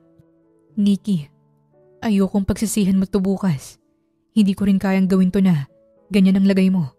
Gusto ko kapag hinawakan kita. Kapag hinalikan kita, nasa maayos kang pag-iisip at sigurado ka. Hindi ko kayang bastusin at pagsamantalahan ang kahinaan mo. I respect you at mas mahalaga ka sa akin kaysa sa kahit anong tukso. Napatitig na lang si Nikki sa kanya at hindi na nakapagsalita pa. Bumagsak na lang ang ulo nito sa unan. Unti-unting nadadala ng antok at kalasingan. Nang hindi na kumilos si Nikki, nilapitan niya ito para ayusin ang suot na pang-itaas at bahagyang kinumutan. Hinalikan niya rin ito sa noo bago siya tahimik na lumabas ng kwarto. Napasandal si Calix sa likod ng pinto at saka pa lang siya nakahinga ng maluwag. Mabuti na lang talaga, hindi ka nagpadala sa tukso, Calix. Nangako ka sa sarili mo na papayag ka lang sa ganun kapag kasal na kayo, hindi ba? Kaya tamang ginawa mo. Lalo pat wala naman kayong relasyon. Paalala niya sa sarili bago siya bumalik sa sala at sinaluhan ang mga kaibigan. Tagal mo anong ginawa mo sa kaibigan ko? Panunokso ni Abby. Oo nga, parang pawis na pawis ka pa. Don't tell me. Mabilis na binatukan ni Calix si Eman. Sira ulo ka talaga. Alam ko yung iniisip mo at hindi mo ko kagaya. Reklamo niya rito. Ang sakit ng ulo ko. Kinabukasan, nagising si Nikki sa banayad na sikat ng araw na sumisilip sa bintana. Dahan-dahan siyang nagmulat ng mata habang kapit-kapit ang kanyang ulo. Doon niya lang napansin ang pamilyar na kwarto kaya napabalikwas siya mula sa pagkakahiga.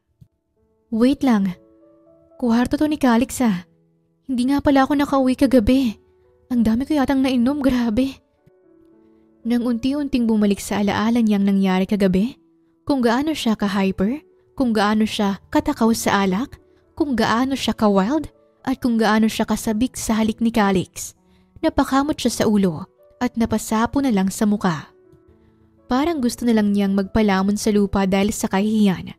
Ngunit unti-unting nag-init ang pisngi niya sa alaala ng mga sinabi ni Calix kagabi. Nikki, ayokong pagsisihan mo to bukas. Hindi ko rin kayang gawin to na ganyan ang lagay mo.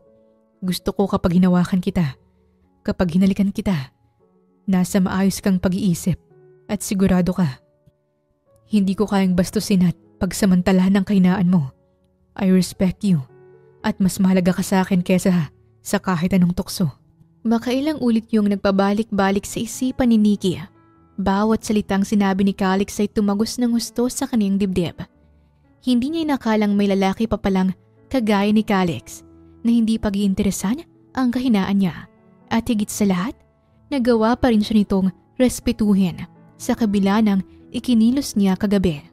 Sakto namang bumukas ang pinto at pumasok doon si Calix na may dalang tray ng pagkain kaya napaangat siya ng tingin dito. Nakangiti ito habang naglalakad papalapit sa kanya. Good morning. Sakto gising ka na at nakapagluto na rin ako ng almusal. Kumusta ang pakiramdam mo? Good morning din. Heto, ang sakit ng ulo ko.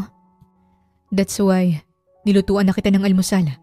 May dala na rin akong gamot para makainom ka at namawala na yung sakit ng ulo mo. Napangiti si Nikki pero agad siyang umiwas ng tingin. Pilit tinatago ang kilig. Salamat. Sila Avi ba nandito pa? Yup, sa sobrang kalasingan. Doon na silang tatlo nakatulog sa sala. Magkaya ka pa nga sina Austin at Avi. Tapos si Emma naman, yung bote ng alak ang yakap-yakap. Napatawa na lang silang dalawa dahil sa sinabi ni Calix. Nang saglit na natahimik ang dalawa, kumibot-kibot ang bibig ni Nikki na parang may gusto siyang sabihin pero hindi niya alam kung paano sisimulan. Calix? Maya-maya sambit niya sa pangalan nito dahil hindi na niya kayang pigilan pa. Ano yun? Gusto mo pa rin ba akong maging girlfriend? Sandaling natigilan si Calix. Hindi nito inaasahan ang narinig. Oo naman. Hindi naman nagbagong nararamdaman ko para sa'yo. Hindi rin ako huminto sa panliligaw dahil gustong-gusto kitang maging girlfriend. Mula pa nun hanggang ngayon, walang nagbago. Bakit mo pala naitanong? Sinasagot na kita, Calix. Nanlaki ang mga mata ni Calix dahil sa pagkabigla. Hindi niya alam kung sisigaw, matutuwa o iiyak. Teka, tama bang narinig ko? Sinasagot mo na ako? Tayo na? Paninigurado niya. Oo, tayo na. Talaga? Seryoso na? Wala nang bawian? Oo nga, girlfriend mo na ako. Boyfriend na kita. May halong pagtawa na sagot ni Nikki. Nagtatalo naman si Calix at sigaw ng sigaw dahil sa sobrang tuwa. Muntik pa nitong matabig ang tray na nasa kama. Dali-daling tumakbo si Calix palabas ng kwarto. Diretsyong bumaba sa sala kung saan nakahilata pa sina Avi, Austin at Eman. Sumunod naman dito si Nikki na natatawa. Gising! Hoy mga kupal! Gising! Sigaw ni Calix habang niyuyugyug ang mga ito. Ano ba yan, Calix? Ang aga-aga! Reklamo ni Abby. Ano ba pre? Gusto ko pang matulog. Istorbo ka naman eh. Segunda ni Eman. Naantok pa ako. Mamaya ka namang ulit please lang. Dagdag ni Austin. Ano ba kayo? Kailangan nyo tong malaman. Sinagot na ako ni Nikki. Sabay-sabay na bumangon ang tatlo. Parang biglang nawala ang antok at hangover ng mga ito. Tama bang narinig ko? Sinagot mo na siya, Bes? Napakurap-kurap na baling ni Avi sa kaibigan. Sunod-sunod namang tumango si Nikki. Boyfriend ka na ni Nikki? After 2 years ng kabaliwan mo sa panliligaw, sinagot ka rin sa wakas. Usisa naman ni Eman kay Calix. Oo nga pre, girlfriend ko na siya. Sigurado ka ba Nikki? Baka lasing ka lang. Singit ni Austin dahilan para batukan siya ni Calix. Sira ka talaga. Oo nga sabi. Kapag nagbago pang isip niya dahil sa'yo, lagot ka talaga sa akin. Banta ni Calix dito. Ano ba kayo? Hindi ako lasing. Totoong sinagot ko na si Calix. Kaya totoong-totoo na kami na. Nang kumpirmahin yun ni Nikki, bigla silang nagsigawan at nagpalakpakan. Mabilis namang lumapit si Calix sa dalaga at mahigpit itong niyakap. Salamat Nikki. Salamat dahil binigyan mo na ako ng pagkakataon na maging boyfriend mo. Worth it ang 2 taon kong paghihintay. Hinding-hindi ko to sasayangin. Bulong nito na puno ng sinseridad. Hindi napigilan ni Nikki ang sarili na mapangiti.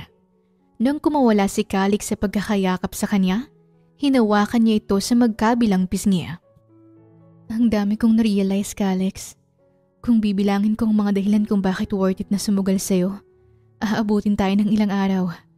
Basta isa lang ang nasisiguro ko. Mahal kita. At hindi ko kakayaning pakawalan pa ang nag-iisang Calix sa buhay ko.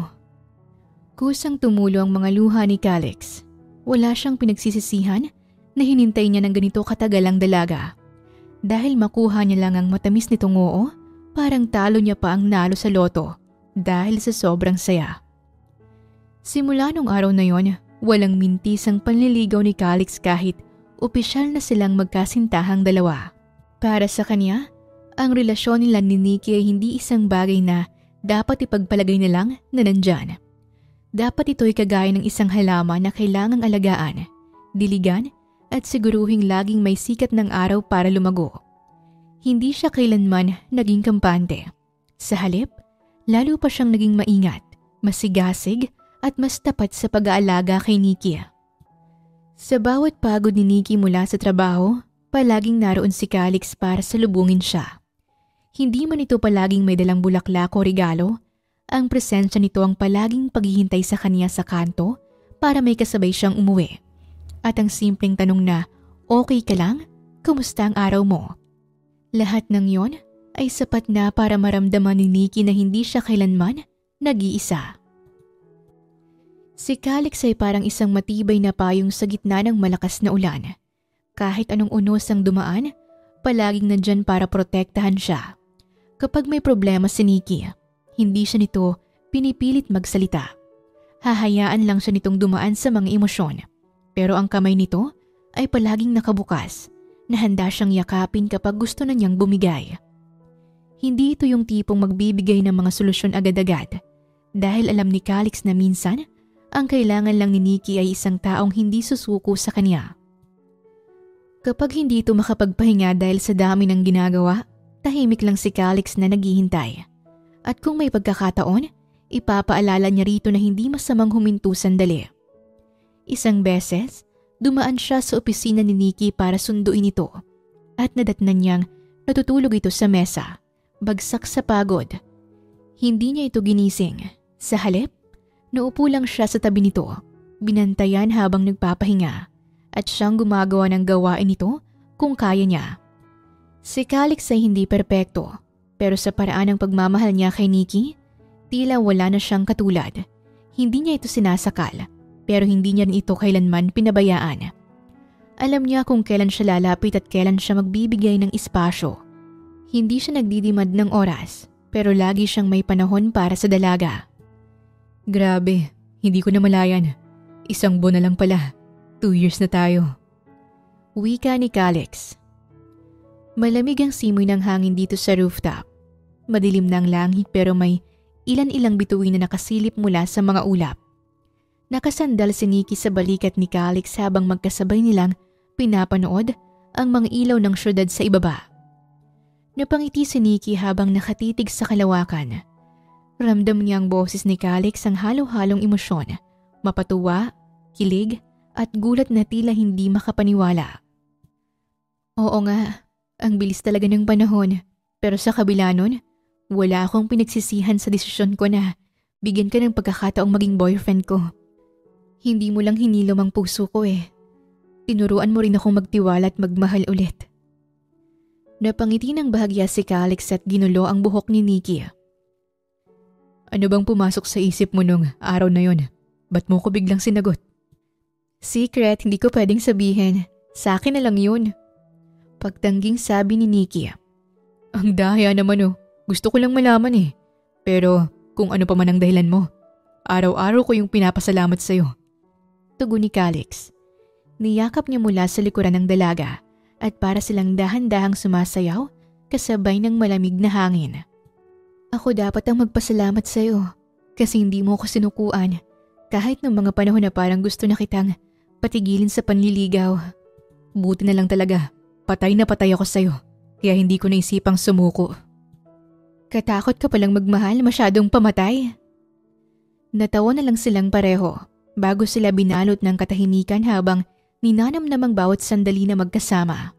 Nga pala, saan mo gustong i-celebrate ang 2nd anniversary natin? Basag ni Calix sa katahimikan. Sandali namang napaisip si Nikki. Pwede bang sa probinsya tayo mag-celebrate? Matagal na rin kasing hindi ako nakakauwi sa amin sa Bicol eh. Hiling ni Nikki. Sigurado ka ba? Oo sana. Kasi alam mo na, matagal ko nang hindi nakakasama sila mama at papa. Miss na miss ko na kaya sila.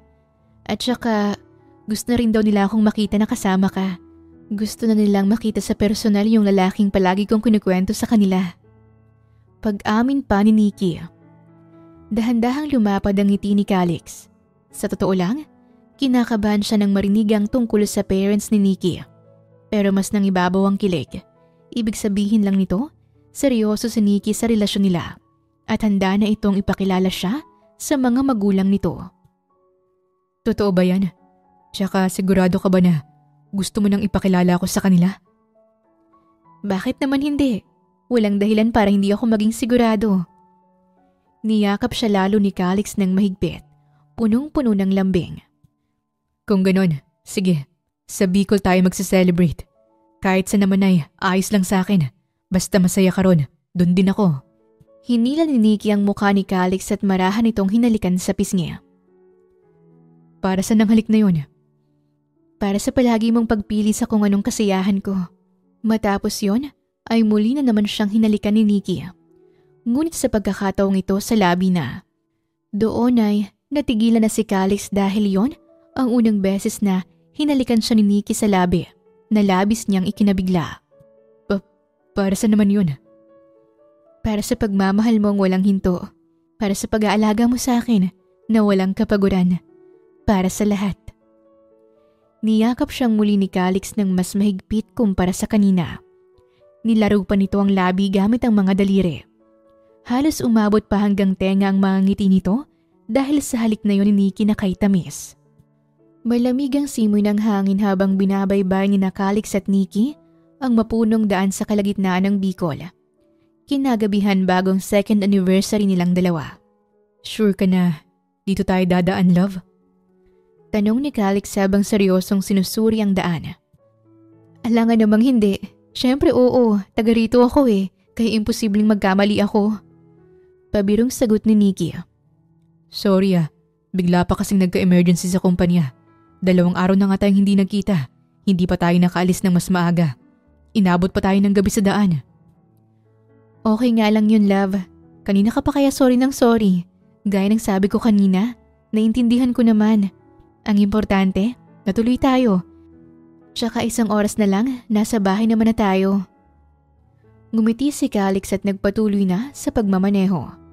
Pasado 11:00 na kaya 1 oras na lang ay 2nd anniversary na nila. Pero hanggang ngayon ay nasa biyahe pa rin sila. Malapit na tayo. Grabe, parang wala namang nagbago dito. Excited na wika ni Nikki makalipas ang kalahating oras. Gising na gising siya habang lumilingalinga sa labas. Binabalikan sa isip ang bawat sulok ng lugar na to. Mga naglalakihang puno, mga bahay na yari sa kawayan at anahaw, maging ang sakahan ng mga palay sa tabing kalsada. Pero may magbabago. Napatitig si Nikki sa boyfriend niya. Ano namang magbabago?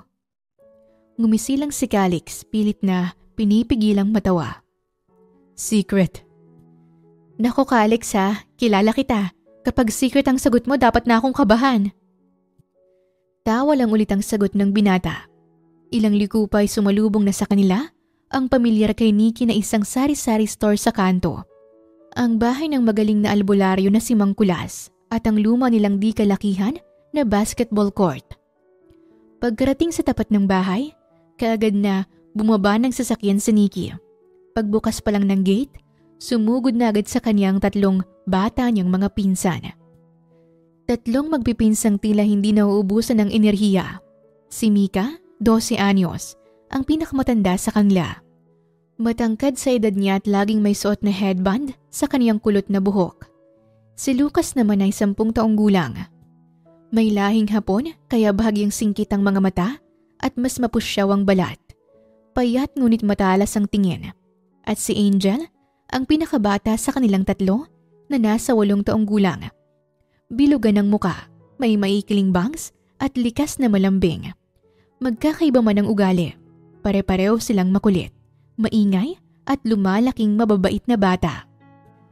Ate Nikki! Ate Nikki! Sigaw ng pinsan niyang si Mika.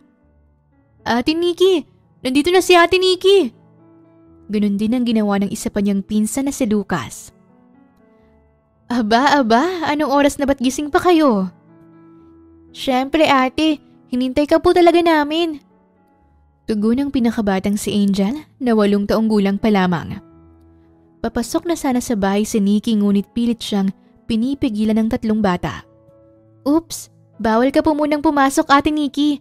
Kailangan mo raw itong isuot sabi ni tita. Pigil ni Mika, sabay takip ng blindfold sa mata niya. Talaga naman para saan ba to ha? Tawa siya ng tawa habang hinahayaan silang hilahin siya kung saan man siya dalhin ng mga ito. Secret lang ate, bawal sabihin, pero malapit na tayo. Tugon ni Lucas.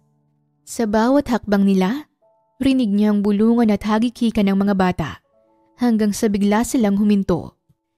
Ready ka na ba Ate Nikki? Pagkabilang ko ng 3, pwede mo nang tanggalin. 1, 2, 3. Pagkabilang ni Mika, dahan-dahan niyang tinanggal ang blindfold. Sa una malabo pang paningin dahil sa ilaw, pero nang luminaw ito, napatakip na lang siya bigla ng bibig. Sa harap niya, nakaluhod si Calix sa kalagitnaan ng basketball court. Hawak ang isang maliit na pulang kahon, laman ng kumikinang at eleganteng singsing. Sa likod ni Calix naroon ang mama at papa niya.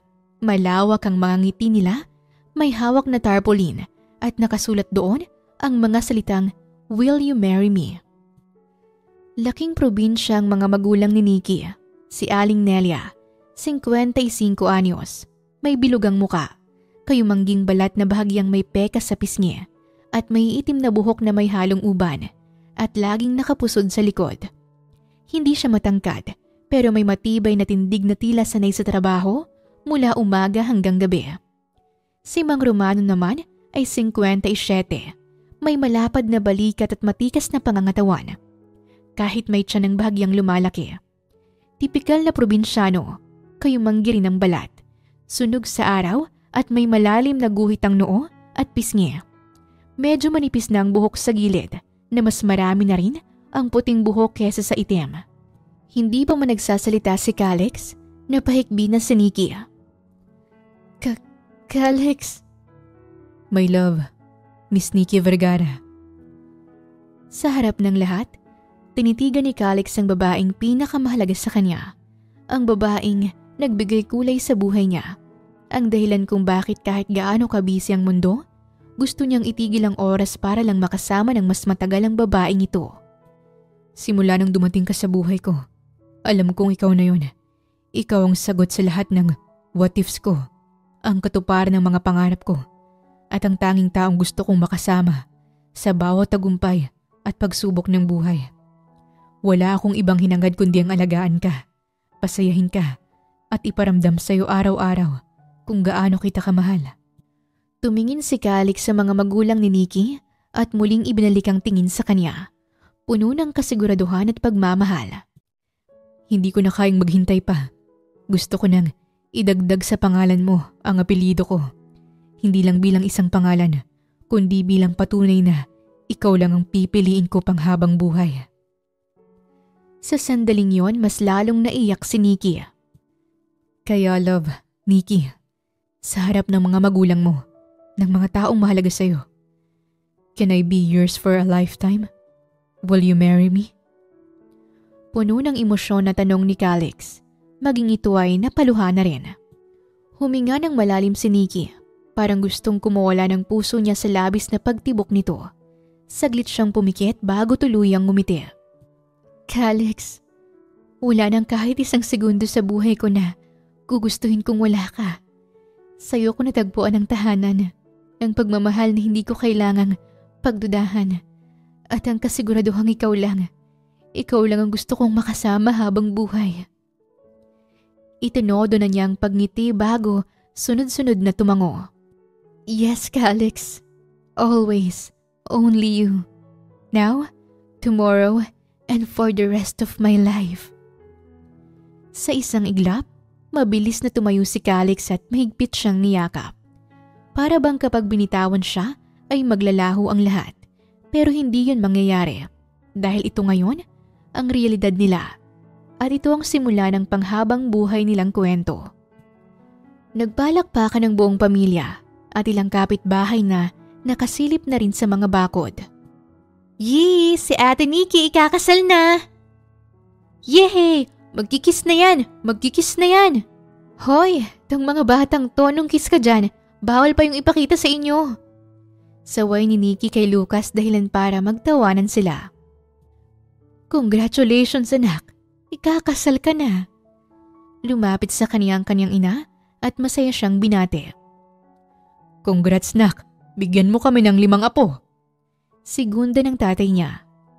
Si tatay talaga apo agad, hindi ba pwedeng kasal muna? Pero namiss ko kayo ng sobra. Mabilis na niyakap ni Nikki ang kanyang mga magulang. Muli siyang napaluha dahil sa umaapaw na saya. Anak, baka gusto mo pa kaming pakawalan. Di na ako makahingay eh. Reklamo ng nanay niya kaya pare-pareho silang natawa. Nang kumawala si Nikki sa pagkakayakap, hinarap niya ang kanyang fiancé at mahina itong pinalo sa balikat. Ikaw ha, magsabi ka nga sa akin? Naniningkit ang mga mata ni Nikki. Ha? Ano namang sasabihin ko? Patay mali siya ni Calix. Palusot pa Alam kong ito yung sinasabi mo kanina na magbabago. Paano mo napapayag sila mama sa pagganito mo? Paano mo sila nasabihan ng hindi ko nalalaman ha? Usisa niya rito. Napangiti naman si Calix. Ang totoo niyan, wala talagang nangyari na emergency sa kumpanya. Dito talaga ako nanggaling para kausapin sila mama at papa. Para hingin ng blessing nila na mapakasalan kita. Pag-amin ni Calix na labis na ikinagulat ni Nikki. Talaga? Ginawa mo yun? Ibig sabihin, bumiyahe ka ng balikan ng ganun kahaba para dito? Oo naman. Walang malayo at mahirap sa taong nagmamahal. Lalo kung para sa taong minamahal ko ng lubusan. Hindi na alam ni Nikki ang sasabihin kaya mabilis na lang niyang niyakap si Calix. Paano niya hindi gugustuhin makasama ang lalaking to habang buhay kung gagawin ito ang lahat para sa kanya? Paano siya maghahangad pa ng iba kung nakay Calix na ang lahat ng ninanais niya? Kaya sa mga sandaling ito, panatag na ang puso niya. Sigurado na siya sa desisyon niya at handa na siyang mamuhay ng mapayapa kasama ang lalaking to na hindi na niya gugustuhing pakawalan pa. At makalipas lamang ang 5 buwan, sa harap ng kanilang pamilya at mga mahal sa buhay, tuluyan ang nanumpa sa harap ng altar sina Calix at Nikki bilang bagong mag-asawa. Sa bawat pangakong binitawan nila, hindi lang nila pinili ang isa't isa sa araw ng kasal. Dahil pinili rin nilang manatili, magmahal at alagaan ang isa't isa sa bawat bukas na darating. Sa paglipas ng panahon, hindi nagbago ang pagmamahal nila. Kung may nagbago man, yun ay kung paano ito lalong lumalim. At nang dumating ang isang bagong buhay sa kanila, isang munting kamay ang humawak sa kanila at isang maliit na tinig ang nagbigay ng bagong sigla sa kanilang tahanan. Walang mapaglagyan ng tuwa ng mga magulang ni Nikki nang sa wakas ay nagkaroon na ang mga ito ng apo. Isang munting anghel na nagdala ng bagong saya sa kanilang pamilya. Dahil dito, mas lalo pang tumibay ang pundasyon ng pagmamahala nila. Pinili rin ni Calix at Nikki na manirahan sa probinsya kung saan malayo sa ingay ng lungsod at malapit sa mga taong mahalaga sa kanila.